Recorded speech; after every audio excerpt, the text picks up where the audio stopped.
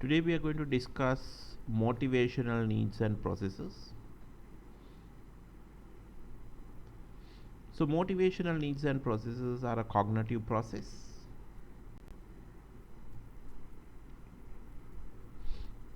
So I'm going to define what is motivation. So we are going to identify the primary, general and secondary needs. Also we are going to discuss theories of work motivation. So broadly we can categorize those theories into content theories, process theories and contemporary theories. The word motivation is a Latin word. It's derived from mover. So in English it is move. So this explains why people move. Your motivational level is what moves you to participate in an activity, and it affects your desire to continue the activity. So now let's look at the definition of a motivation. So motivation is a process that start with a physiological or psychological deficiency. I mean, it start with either a deficiency or a need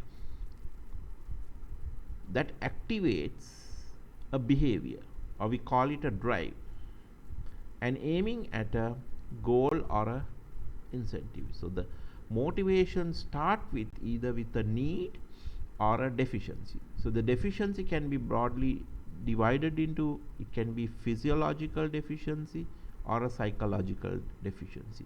So that activates certain behavior, we call it a drive, and that drive is aiming at a incentive or a goal.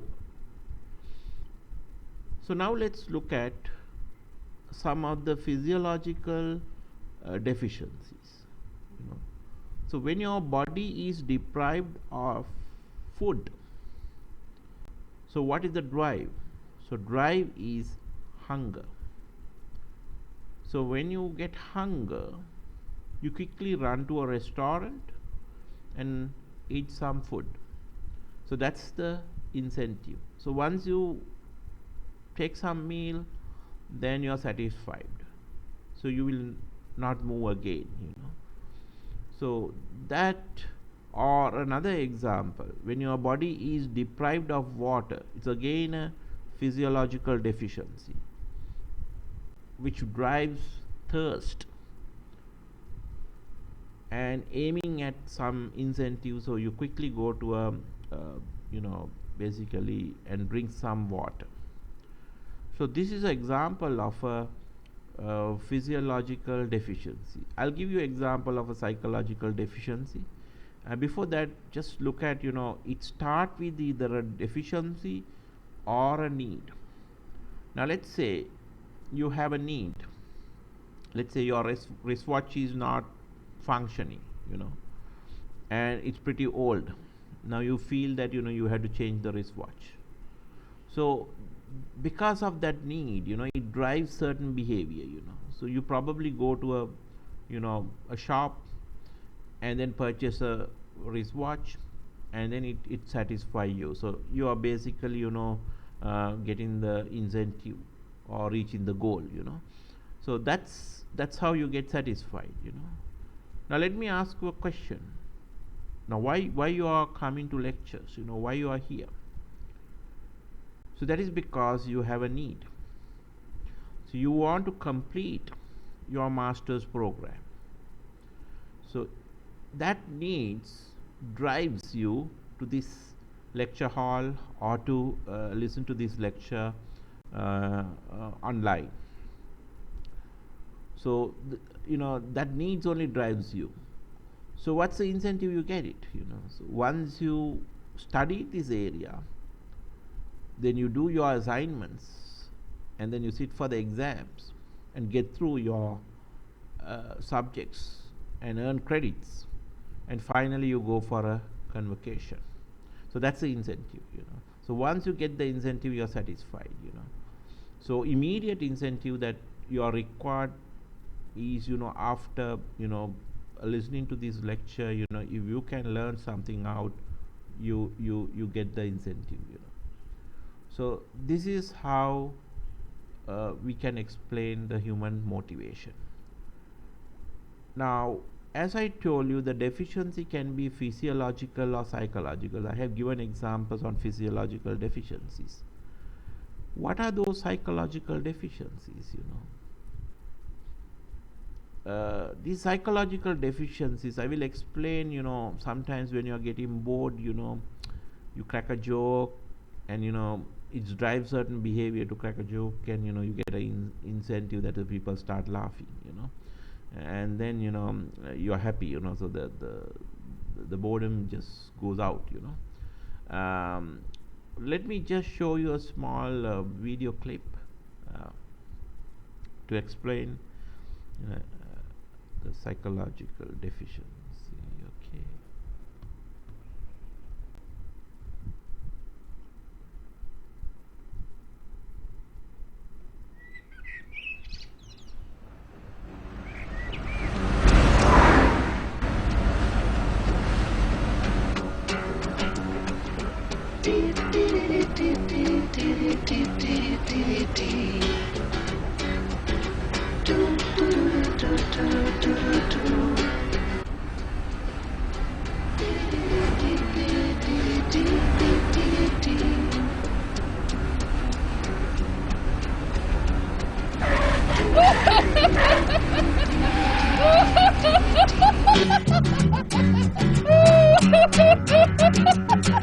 Again,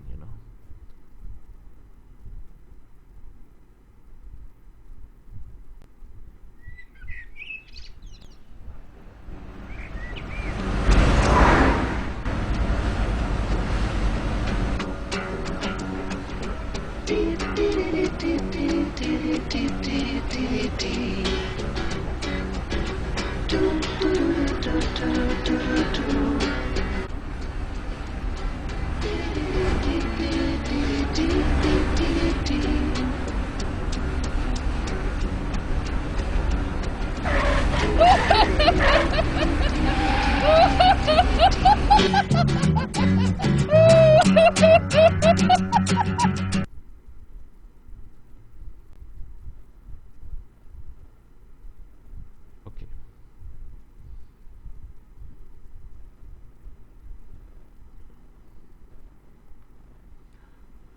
So let's look at the element of work motivation.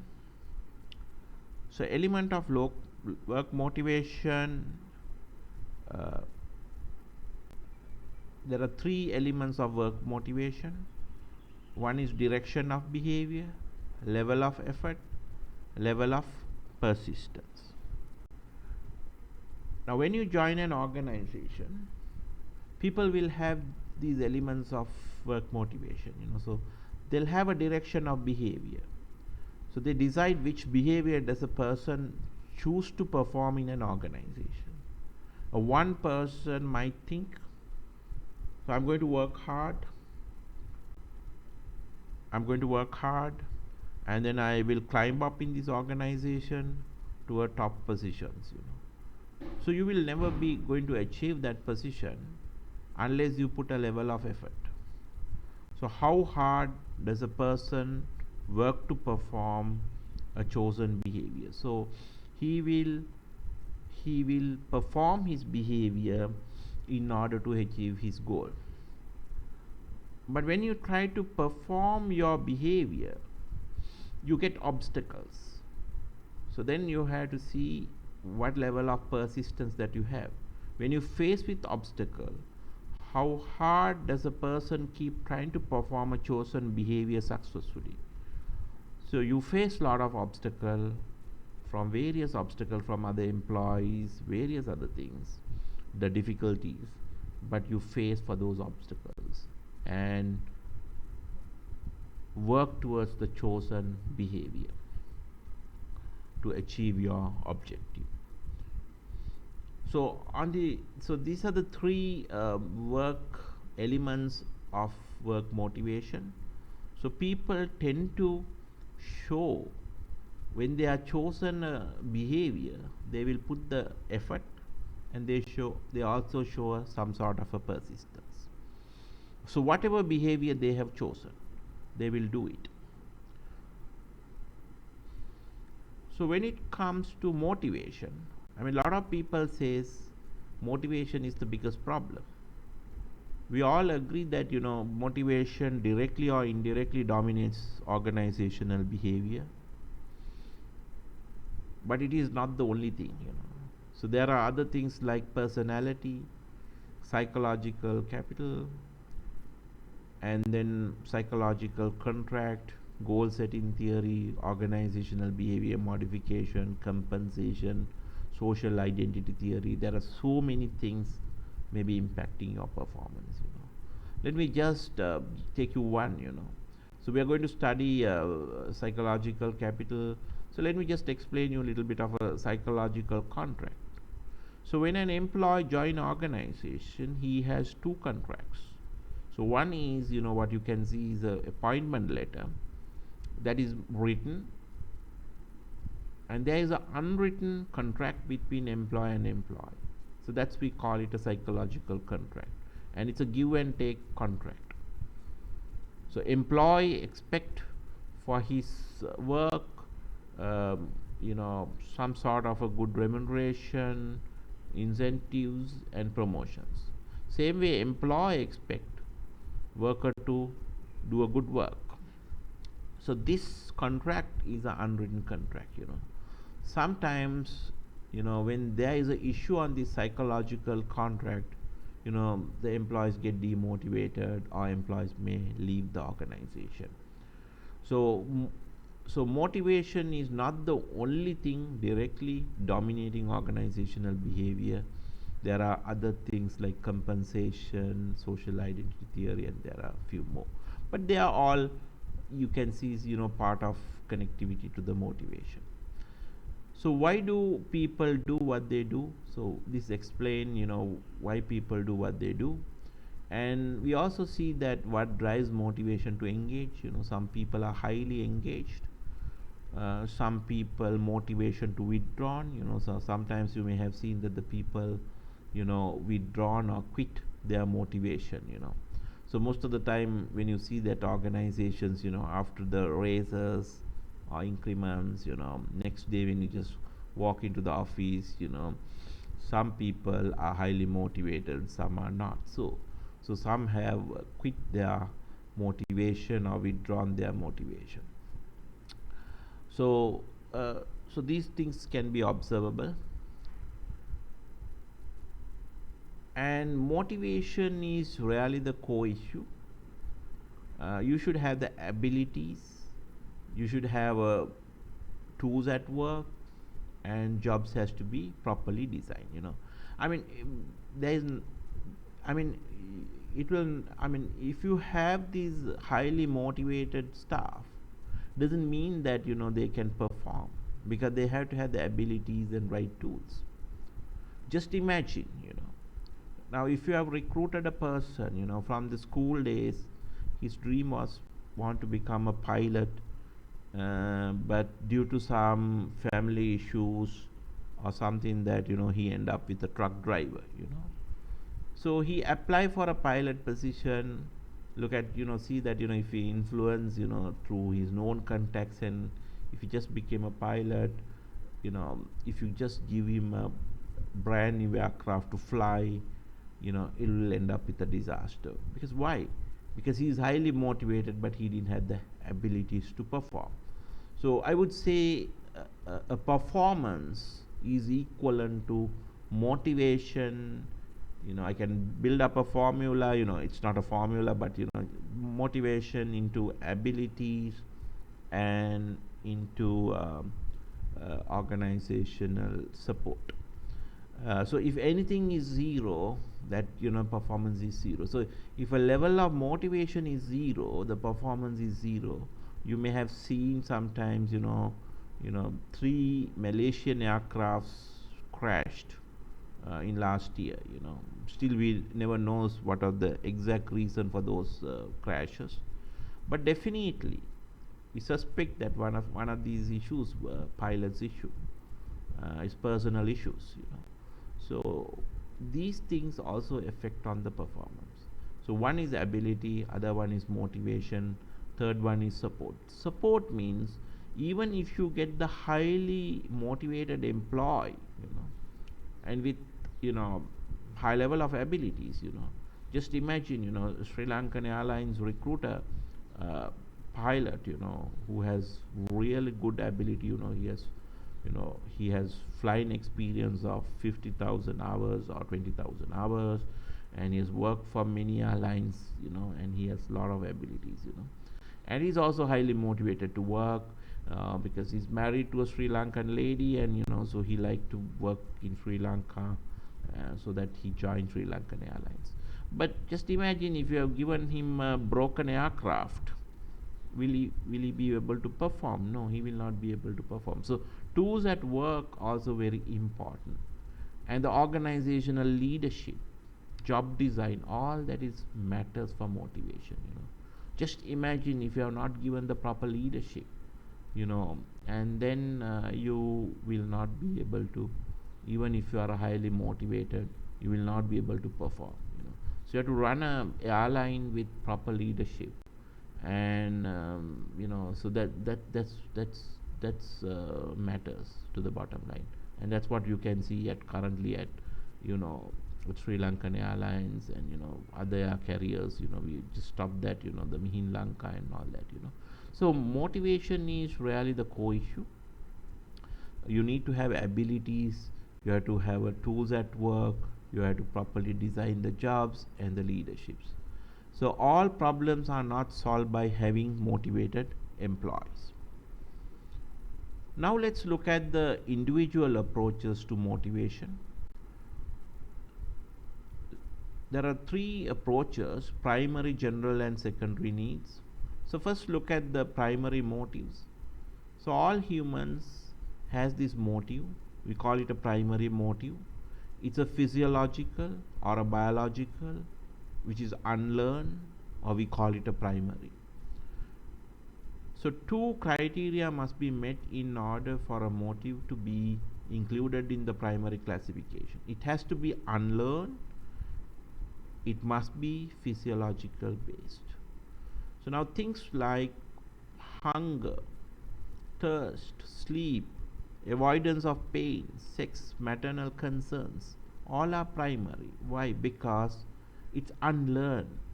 You don't have to teach her in front, to sleep. So they know that it's unlearned, and it's physiological. It's physiological.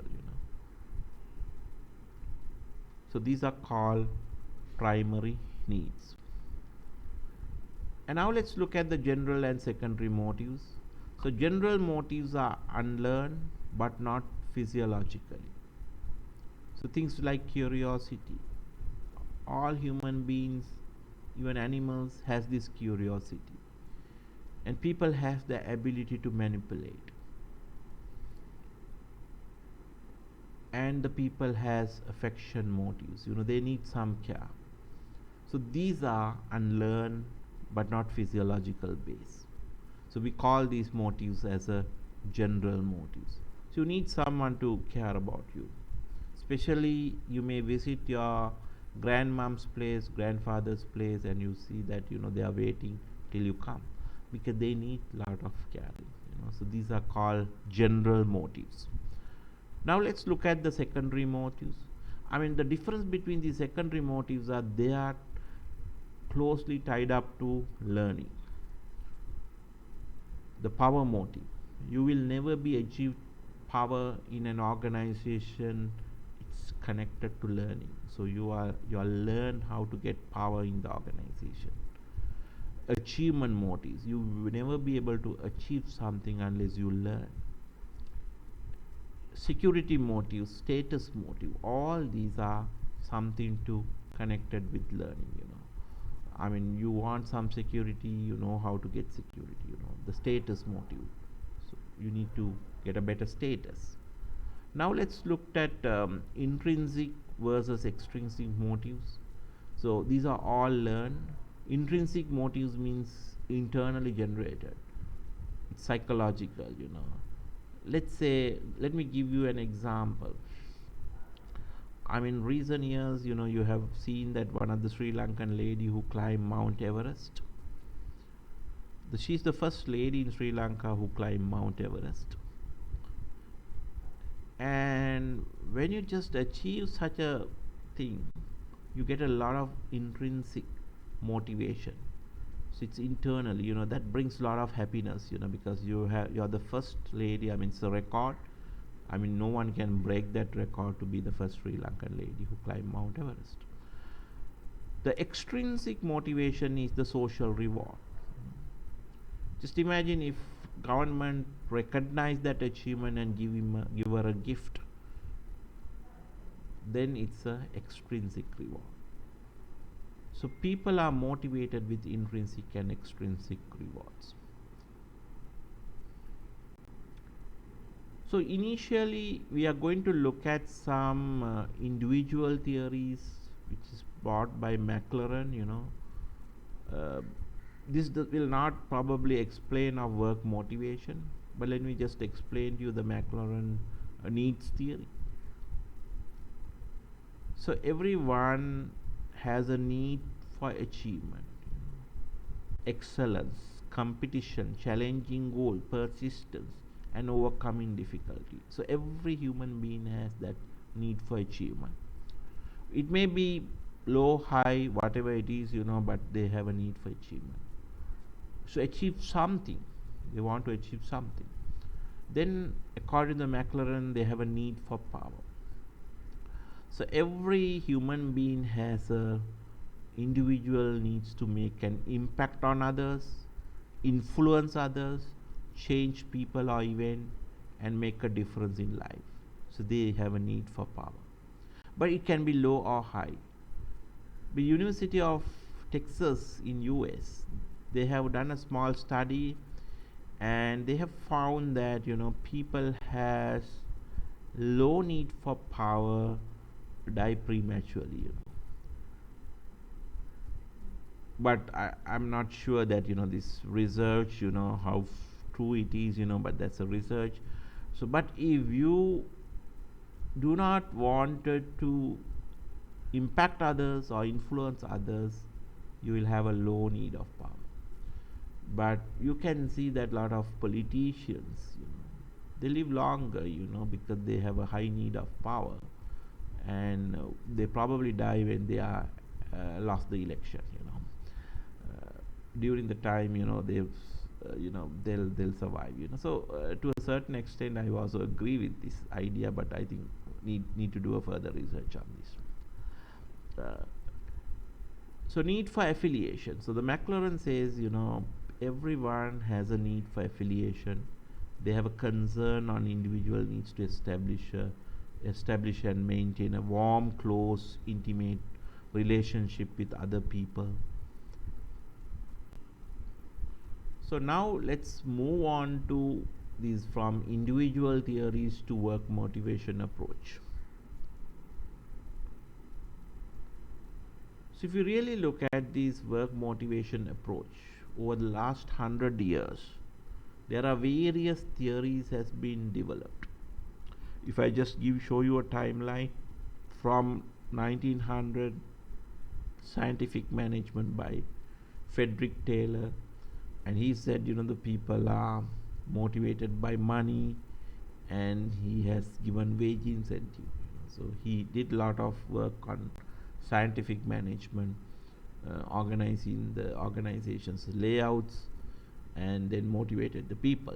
I mean, he was invited by Henry Ford in 1924 to study the Ford Motor Company, and he studied the Ford Motor Company, and he realized that the way that the Ford cars were assembled was not efficient.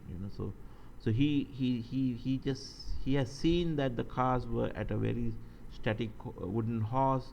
They were assembling the cars, and the man is bringing parts, so the man passed in the car, and he said, this is not very efficient. Let's, instead of man passing the car, let the car pass the man. So he introduced the revolutionary idea of assembly line concept. So with introduction of the assembly line concept, the efficiency of the factory, increased up to 4 times, and people started leaving the organization because Now they have to work at the speed of the machine, and they felt that they were a part of a small cog in a giant wheel. Because at that time, in Ford Motor Company, when they go to a washroom, they were given only 10 minutes, 5 to 10 minutes. So if they spend more time, and they just supervisors comes and knock the door and say, stay enough. So the people were a little tired, and people thought they were like a part of a machine, giant machine, and people start leaving the Ford Motor Company. But Ford had an answer to this problem, because he has improved the efficiency by 4 times. So he decided to double the salaries in 1927. So when he doubled the salaries, again the new employees start coming in, because nowhere in that industry was paying $5 per day at that time. So it was a motivation for them to come and work. So this brought up a new idea called wage efficiency theory. Improve the efficiency of the organization and pay employees more. So that's one of the best way to keep employees going. But he, in fact, the Frederick Taylor has not, he was more concerned on scientific ways of management, but he has less, a knowledge on human psychology, the psychological component of productivity. I think you all know that Elton Mayo's research in 1930s, brought up this idea of psychological components of efficiency or the motivation. So that actually gave birth to this subject, organizational behavior. Now, if you really look at the last 100 years of research, so one of the great research happened on Abraham Maslow's. He introduced, after his research, the hierarchy of needs. Then Herzberg introduced two-factor theory, that's the motivation and hygiene factors. Eldefer brought up ERG needs. And then parallel to that, the Vroom's valence expectancy theory, Terum's valence expectancy theory, and Porter's and Lower's performance satisfaction theory. And you can find Adams' equity and justice theory. So these are some of the theories, introduced by different social psychologists in this area after studying, people and their behaviors on work motivation. But I have just broadly divided them into 3 categories: the content theories, process theories, and contemporary theories. You can see from this slide, the Maslow's, Herzberg, Eldefer's comes under content theories, and the Vroom's, Porter's, and Lower's, all that comes under process theories, and Adams' equity theory comes under contemporary theories. Now you may ask, what is the difference between these 3 types of theories? Why you have categorized in this way? So the reason for that is, so content theories explain why human needs change with time, and the process theories explain the mechanism by which human needs change. The contemporary theories explain intergroup bias in terms of various social psychological motivation. Sometimes you are motivated, but there is a social, intergroup bias. Sometimes you are getting a salary and you are happy, but moment you know about others' salaries, you may get demotivated. So this is called, intergroup bias, contemporary theories. Now let's look at these theories. So let's start with content theories of work motivation. I mean, we all studied the Maslow's hierarchy of needs, and then, Herzberg two-factor theory of motivation. So Herzberg brought up this idea, the 2 factors, hygiene factors and motivation factors. The hygiene factors are work condition related to dissatisfaction caused by discomfort or pain. So these are like maintenance factors. This contributes to employees' feelings, and contributes to absence of complaints. And these are 2 independent. The motivation factors are the work condition related to the satisfaction for the need for a psychological growths.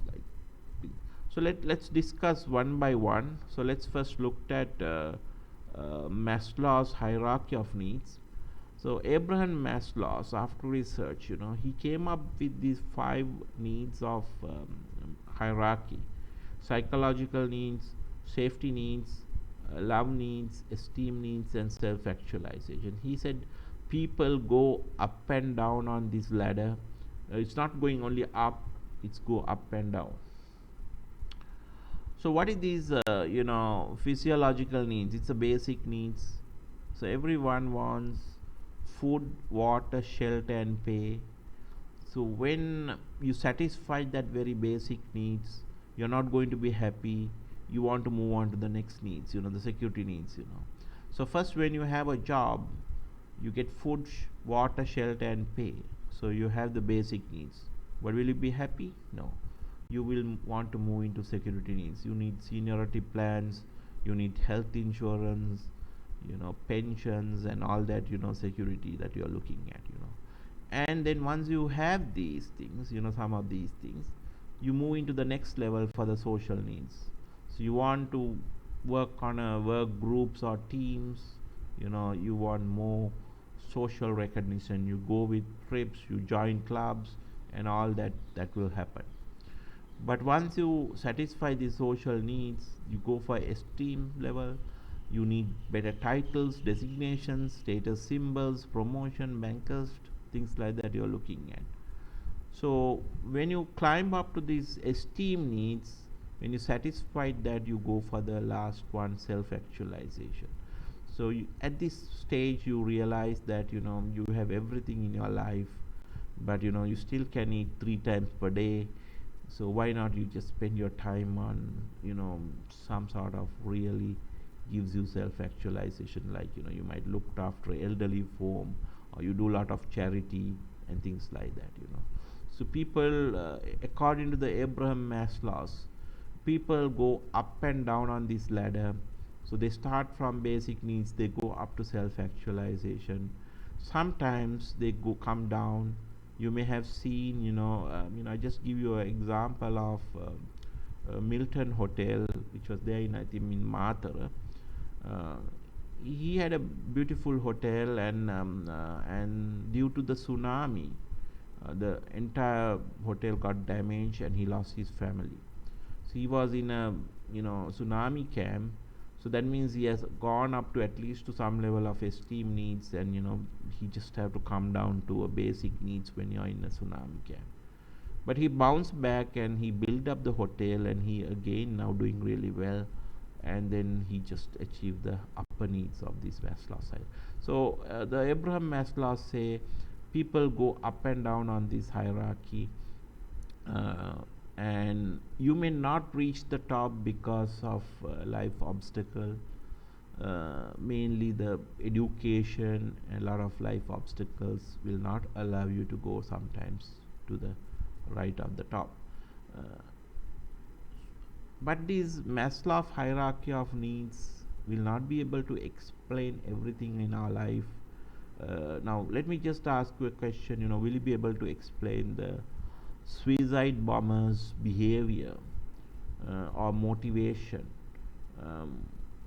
using Maslow's hierarchy of needs? Because Maslow's hierarchy of needs says, you will never jump to the next need without basically satisfying the lower needs. So when you go to the security needs, you will not lose the basic needs.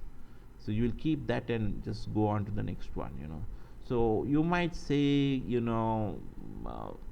suicide bomber, he loses his life into pieces, and he might go for self-actualization. Yes, might be like, after this life. Yes, in that case it's right, but within this life you cannot explain, because you lose all other needs. So let me show you a small video on Abraham Maslow's hierarchy of needs.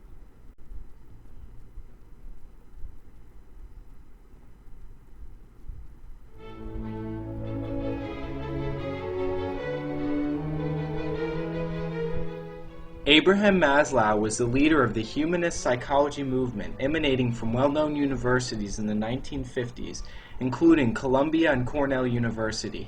Based on the earlier research of Freud, Maslow proposed that the instinctual drives of humans were more complex and varied than originally thought.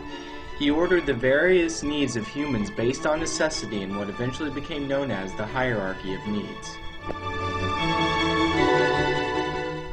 The first level of the hierarchy of needs is made up of absolute essentials to live. These include food, water, shelter, and biological functions that allow the body to function properly. These are the base necessities that all living creatures seek out. When all biological needs are satisfied and are no longer controlling behavior, the need for security becomes active. Adults have little awareness of their security needs except in times of emergency or periods of disorganization in social structure. Children often display the signs of insecurity and the need to be safe. Once the more basic needs are met, people develop more complex needs for love, friendship, and belonging. Maslow states that people seek to overcome feelings of loneliness and alienation. This involves both giving and receiving love and affection. Again, as we move up the pyramid, more complex needs emerge. At this level, humans have a need for a stable, firmly based, high level of self-respect and respect from others. When these needs are satisfied, the person feels self-confident and valuable as a person. The final level of the pyramid represents the highest and most complex level of human existence, referred to as self-actualization. Maslow describes self-actualization as a person's need to be and do that which the person was born to do. Maslow believes that the only reason that a person would not progress in the hierarchy of needs is a result of obstacles put in their way by society. He states that education is one of these hindrances. He recommends ways in which educators can adopt person-growing approaches. Maslow states that educators should respond to the potential of an individual by driving them towards self-actualization.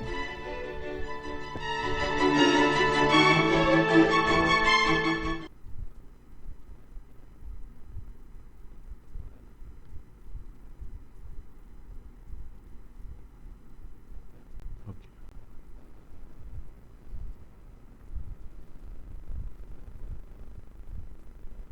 Now let's look at Herzberg two-factor theory, the motivation and hygiene factors. So according to Herzberg, he said there are motivation factors like achievement recognition, work itself, responsibility, advancement, growth, and salary. Also, there are hygiene factors which avoid job dissatisfaction. So motivational factors increase job satisfaction. Hygiene factors avoid job dissatisfaction like company policy and administration, supervision, interpersonal relations, working conditions, salary, status, and security. Now these are two independent factors. So what is his idea on these motivation hygiene factors on Herzberg two-factor theory? You can still keep people motivated and avoid job dissatisfaction if you can improve the hygiene factors. Now let me give you an example. Now you find people who is working for garbage trucks. So when you are finding daily they clean the garbage, they work for those trucks. So if you look at the working conditions, the hygiene factors are very poor. So that's create job dissatisfaction. But you still can increase the motivational factors and keep them going. So you can give them more salary, or you can give them a less time to work. So by doing such things, you can identify right personalities for the right jobs. So you can identify all these things and increase the motivational factors, and then that you can avoid the job satisfaction because of the hygiene factor. So similarly, you have seen that the people are working for mining sites. The most of the daytime they are 2 kilometers or 1 kilometers down from the earth level. So but they still work. So very bad hygiene factors, less oxygen, very dark, but they come out in the night But probably if you can create more entertainment, more this thing, so that you can increase the motivation factors, and you can pay them more. I mean, these salary the these employees are getting paid higher than the normal labor jobs. So you still can keep motivational factors, keep people motivated even when the hygiene factors are not good. So let's look at a person who is in the reception area of a five-star hotel. In that situation, the motivation, the hygiene factors are pretty good, working conditions, and still he or she will continue to work even if your motivational factors are low. So sometimes people work for organization even though the company policy and administration supervision are not very good uh, to that person, but still he continue because his motivational factors are good.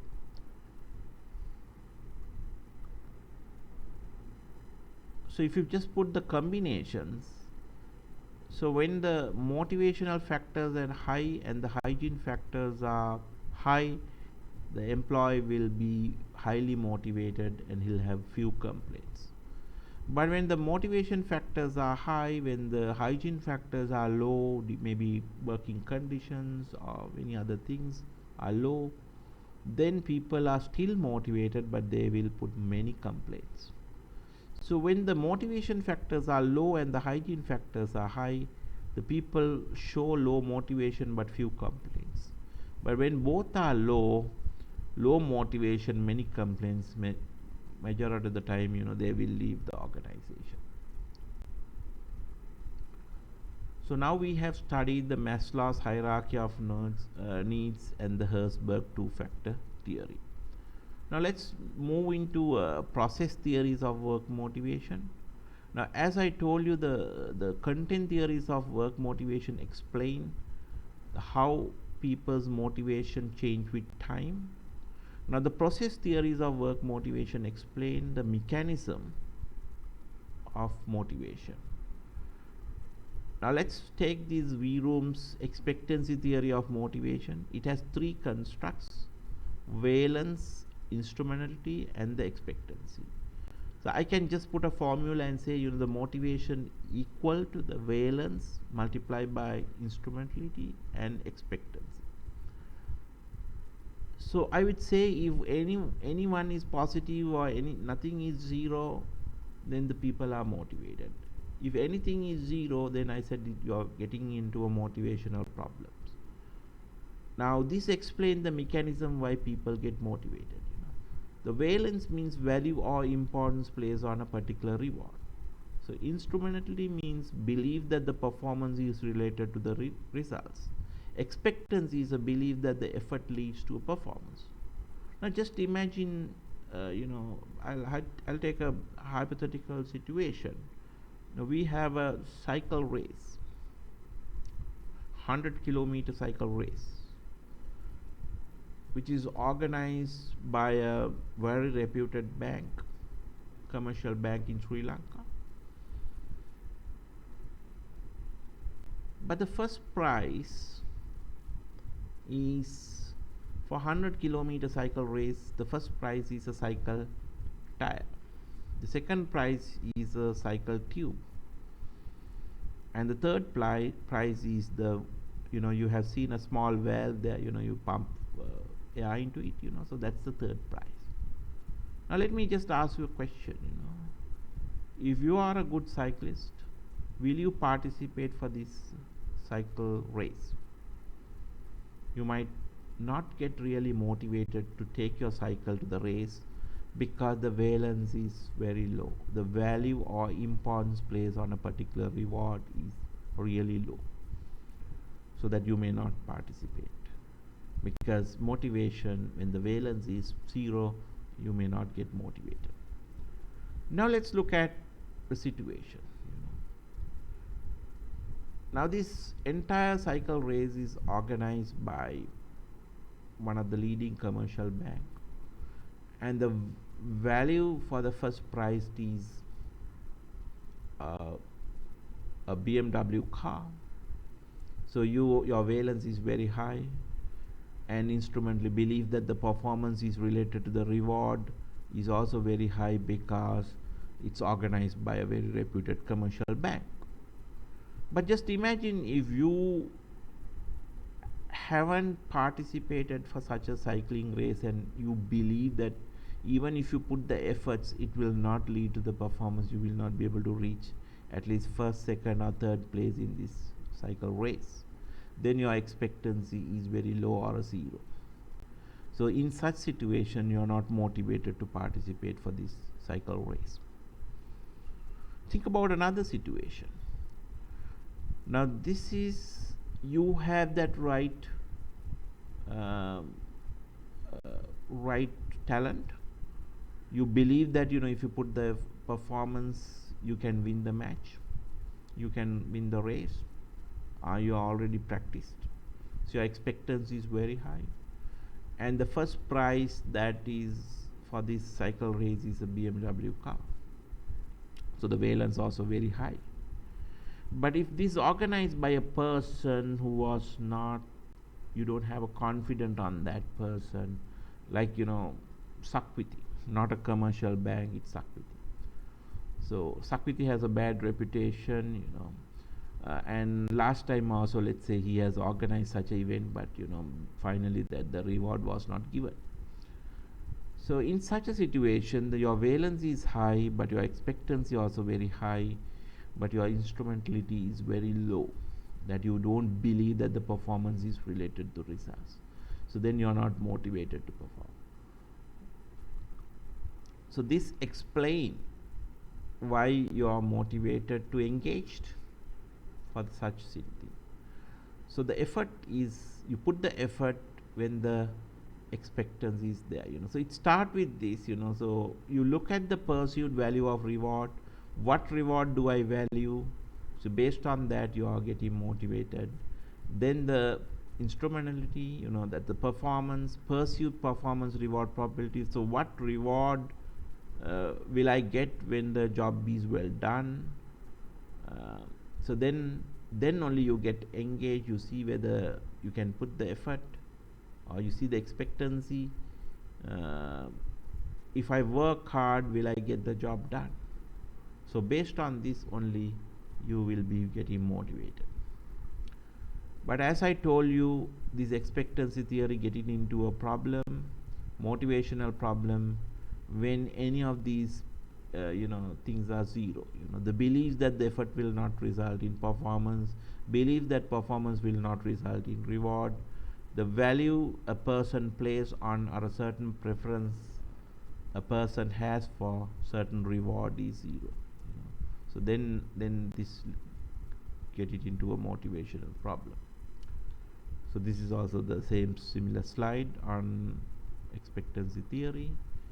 Now let's look at the Porter-Lowers motivational model. So according to the Porter-Lowers motivational model, the people will put effort when they see the value of the reward and perceived effort reward probability. So if these two are there, only people will put the effort. The effort will leads to performance based on two things: the person's ability and the traits, and the role perception. Now think about a situation. So one of the commercial bank is organizing a event, or organizing a game, so that you are invited to participate for climbing Mount Everest. Now you will look at, you will put the effort based on the value of the reward and the perceived effort reward probability. Now this is organized by a one of the leading commercial bank, and the value of the reward, whoever climbs the Mount Everest will get 100 million rupees. So it's pretty good. But then you look at, if I do that, will I get that? Yes, you will get it, because it's organized by a very reputed organization. But this effort will lead to performance only you have the ability and traits. Now this lady who has climbed Mount Everest, she has the ability and traits, she's very confident that if she perform that, if he put the effort, he will be able to perform. And also it's important to have the role perception. Now this lady knows that when you're climbing Mount Everest, the role, that it's not easy, it's not like climbing, Piduru Talagal. This is an area, very cold area, you find certain areas like storms, snowballs, and certain temperature goes down, and when you go to the top, you need the oxygen cylinders, to climb up. So you probably need a satellite phone and some certain things, so you should know probably the role, you should have a proper role perception, so otherwise it will not guarantee the performance. So once you perform, what you get is you get the satisfaction. The satisfaction comes from two ways: the psychological reward, which is an intrinsic reward, and the any financial or cash rewards or external rewards could be extrinsic rewards. So that satisfaction leads to, again, to put the effort. So performance leads to satisfaction, and satisfaction leads to performance.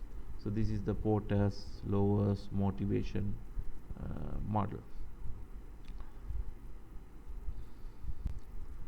So now let's look at the contemporary theories of work motivation. So contemporary theories of work motivation shows social intergroup bias on work motivation. So let's take this Adams' theory of inequity.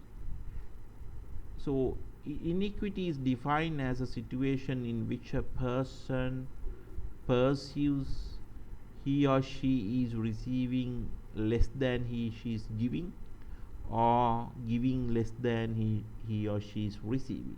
So that means inequity can be a positive inequity or a negative inequity. So if your outcome to input ratio is greater than the comparison person's to outcome input ratio, then we call it a positive inequity. If your ratio is less than the comparison person, we call it a negative inequity, and when it is equal, we call it its equity. So now the major problem comes up is when you are in a negative inequity, you get it into a demotivation problem. Now how to handle such problems? What are the strategies for resolving inequities? So we can alter the person's outcome. Now just imagine, your organization has a telephone operator and a receptionist. Because of the workload, you have recruited a new telephone operator and a receptionist. He or she is a very young person, school leaver, and you're going to train her, and probably he or she will come with a lesser salary because without experience. But then this new telephone operator will start comparing with the other person and look at outcome to input ratio. And if you feel that she's answering for, let's say, 100 calls per day, and the other lady there, she's answering for 200 calls per day, but she's getting more than double the salaries of what she's getting, she realized that she's in a negative inequity. She quickly runs to the manager and said, yes, but my comparison person, she's getting more than double the salaries of what I am getting, but she's only answering double the calls of volumes of the calls that I am doing it. So what you could do is you can alter the person outcome. You can remove some of the calls and pass it to the comparison person, or alter the person's input. It's typically difficult, suddenly, to increase the salary because she's a school leaver, joining without experience, but theoretically it's possible, yeah. Or alter the comparison others person output so that you can increase the comparison person outcomes, so that you can assign some more calls to her because she's an experienced person, or alter the comparison person's input. I mean, it's practically not possible to change the input or the salary or whatever it's drawn from the organization. um, but if you fail to do that, these are some of the resolution strategy when you're finding an inequity. Change who is used as a comparison to other. Now you might say, don't compare that person. That lady is a lady who is a relative of general manager. Through that channel only she joined the organization. So you're comparing a wrong person. So you try to rationalize, or you try to tell her that compare another person, not that lady. Or rationalize the inequity. You can call that new lady who joined the telephone as a telephone operator, call her to your cubicle and said, now you are saying that you have inequity. You compare with the very senior telephone operator, and now if you also work for this organization for 5-10 years, you will also get raises and increases, and if you and at that point, if you recruit a new lady or a gen to for the handling this reception and telephone, and they also come up with a similar thing, a similar complaint that you are getting higher salary than what she or she's getting, so then that person will understand, yes, that I will also one day go through this one. So you can rationalize the inequity. But if none of these strategies work for the person, he probably leave the organization situation. So these are the ways to handle or resolve the inequity issues. um, but the biggest problem comes up is, if people are equity sensitive, then it's all right, if they prefer equal ratio of equal to the comparison of others, but that's also sometimes problem, but at least you can manage it. But you get some people are very generous, they are even comfortable with an equity ratio less than of the other comparison person. If some people go and say them, okay, you're not getting what others are getting, but they say, I love this culture, I like the way things going here, so I will stay in the organization. But the bigger challenge comes up with the entitled type of personalities. So that person is comfortable not even at the equal level of equity with the comparison person. He also believe that he's a different person and he has to be higher equity than positive equity than the comparison person. So when you have a couple of guys like this, you will not be able to resolve this inequity problem. Now, equity theory and justice. So equity theory involves perception of distributive justice. So what do you mean by distributive justice? Everyone should get what they deserve. There should be a perceived fairness in the distribution of outcomes. So everyone should get what they deserve. And there's another one is called procedural justice, perceived fairness of procedures used to make decisions about the distribution of outcome. Sometimes when you give raises or increments, some people just walk into you and said, I'm not happy with the raise. So then you sit with him and just go through the evaluation sheet, and you said, we sit together and evaluated your performance, and this is the marks that you have received based on the criteria we have set it in. So that's for these marks, this is the raise that you are getting it. So the people who got higher raises are having higher marks than you. So then the employee, though he is unhappy with the raise what he or she got it, but he or she is happy with the procedure adapted to arrive at that raise.